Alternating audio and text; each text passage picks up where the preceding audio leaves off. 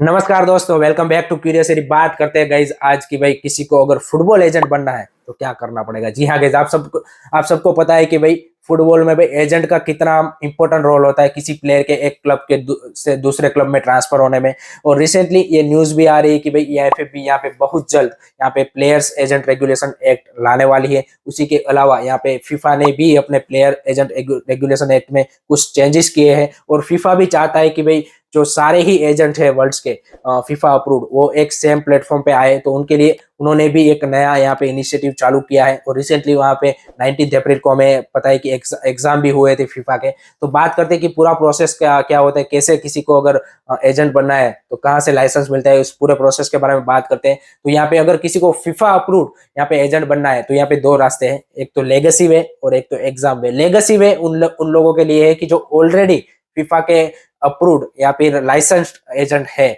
जो फीफा के जो पुराने प्लेयर्स एजेंट रेगुलेशन एक्ट है, चाहे वो 1991 हो, 1995 हो, 2001 हो या फिर 2008 हो, जो पुराने एक्ट के अंदर ऑलरेडी जो लाइसेंस्ड एजेंट्स है उनको यहाँ पे सिर्फ इतना करना है कि फीफा का जो एजेंट प्लेटफॉर्म जो नया उन्होंने चालू किया है वहां पे जाके अपने आप को अप्लाई करना है। और उसके बाद उसको एग्जाम नहीं देना पड़ेगा, उसको एग्जाम से यहाँ पे एग्जामेशन मिल जाएगा। उसके बाद उनको यहाँ पे प्रूफ देना पड़ेगा कि भाई हाँ मैं ऑलरेडी फीफा के इस रेगुलेशन एक्ट के अंदर यहाँ पे लाइसेंस्ड एजेंट हूँ, यहाँ पे मैंने काम कर रखा है। और उसके बाद वो फी पे करके वो अपने आप को कंटिन्यू कर सकते हैं। ये भी डेडलाइन 30 सितंबर तक ही है। जी हाँ गाइज, ये डेडलाइन 30 सितंबर तक ही है जो पुराने जो एजेंट है उनके लिए। उसके बाद उनको भी सेम जो एग्जाम वे वाला है उसी के रास्ते आना पड़ेगा, अगर तब तक उन्होंने यहाँ पे फीफा से अपना जो रिन्यूड लाइसेंस है वो नहीं करवाया तो। और दूसरे एग्जाम वे की बात करें, जो दूसरा रास्ता है, तो वहां पे सिंपल सा रास्ता है। वहां पे भी आपको सेम यहाँ पे फीफा एजेंट प्लेटफॉर्म पे जाके आपको अपने आप को अप्लाई करना है। वहां पे ऐसा कोई रिक्वायरमेंट नहीं है कि आपको ये स्पोर्ट्स में ये डिग्री होनी चाहिए, वो कोई मिनिमम रिक्वायर नहीं है। वहां पे आपको अपने आप को अप्लाई करना है, आपकी बेसिक डिटेल डालनी है, उसके बाद वो एप्लीकेशन सबमिट करनी है। वो एप्लीकेशन फिर फीफा फीफा के पास जाएगी और फीफा फिर उस एप्लीकेशन को चेक करेगा। और अगर वो अप्रूव करता है तो फिर आपको जो स्टेप 2 है एग्जाम वाला, वहां पे आपको बुलाया जाएगा। स्टेप 2 में एग्जाम में यहाँ पे 20 क्वेश्चन होते हैं, मल्टीपल चॉइस क्वेश्चन होते हैं।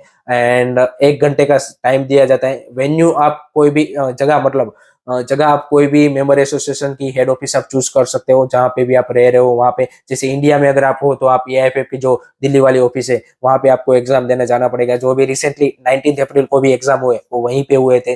तो सेम चीज है कि आपको कोई भी मेंबर एसोसिएशन जो फीफा के उसके यहाँ पे वो जो डिसाइड करे उस प्लेसेस पे आपको जाना पड़ेगा एग्जाम देने। वहां पे आपको खुद का अपना कंप्यूटर लेके जाना पड़ेगा, नेट भी आपको खुद का लेके जाना पड़ेगा। जी हाँ गाइस, इंटरनेट भी आपको अपना खुद का लेके जाना पड़ेगा। 20 क्वेश्चन होंगे मैंने जैसे बोला, एंड उसमें से 75% क्वेश्चन आपके सही होने चाहिए, तभी आप स्टेप 3 में जा सकते हो। यानी कि 15 क्वेश्चन आपके सही होने चाहिए। अगर हम स्टडी मटेरियल की बात करें तो वहाँ पे मतलब एग्जाम में क्या क्या क्वेश्चन होंगे किस रिलेटेड, तो वहाँ पे जो भाई फीफा एजेंट रेगुलेशन एक्ट है उसके रिगार्डिंग क्वेश्चन होंगे। उसके अलावा फीफा स्टैट्यूट्स, उसके अलावा फीफा के जो एथिक्स होते हैं, डिसिप्लिनरी कोड होता है, फीफा एथिक्स कोड होता है, फीफा के जो ट्रांसफर पॉलिसी कोड होते हैं, उन सब की आपको अच्छी तरीके से नॉलेज होनी चाहिए। उसकी बुक्स आती है और स्टडी मटेरियल भी प्रोवाइड करती है फीफा, उसकी वेबसाइट पे पूरी PDF अवेलेबल होती है।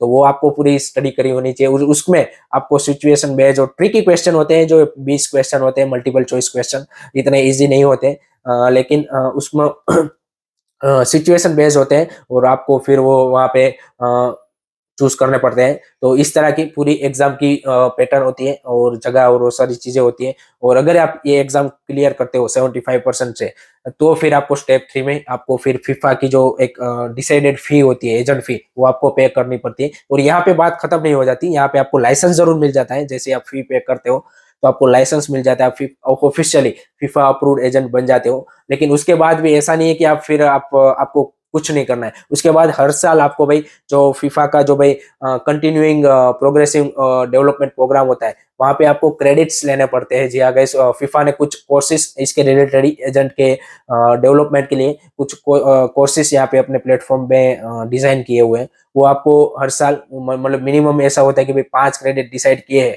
तो आपको वो 5 क्रेडिट वाला कोर्स मिनिमम एक साल में किया होना चाहिए, ताकि जो एजेंट को भी नॉलेज है हर साल, क्योंकि आपको पता है कि चेंजेस रूल में आते रहते हैं।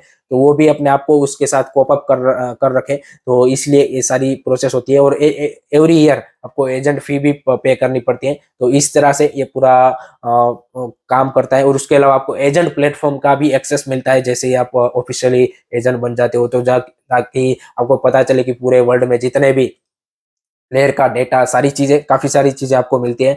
तो इस तरह से पूरा फीफा का अगर आपको लाइसेंस्ड एजेंट बनना है तो इस तरह का प्रोसेस होता है। एंड एएफएफ भी इसी की सिमिलर सी वे में ही यहाँ पे इंडिया में भी लागू करने वाला है, इसी के चलते, क्योंकि करंटली इंडिया में कोई भी एजेंट बन सकता है, कोई ऐसा प्रोसेस नहीं है, रेगुलेशन कुछ नहीं है, यहाँ पे कोई भी बंदा यहाँ पे एजेंट बन सकता है। तो यहाँ पे काफी जरूरी है ये चीज होना, एंड आगे आने वाले टाइम में हमें दिख जाएगी। तो आई होप कि आपको ये वीडियो पसंद आया हो, इन्फॉर्मेटिव लगा हो। तो अगर इन्फॉर्मेटिव लगा है तो please guys keep supporting Indian football and don't forget to like share subscribe क्यूरियसरी। जय हिंद, जय भारत।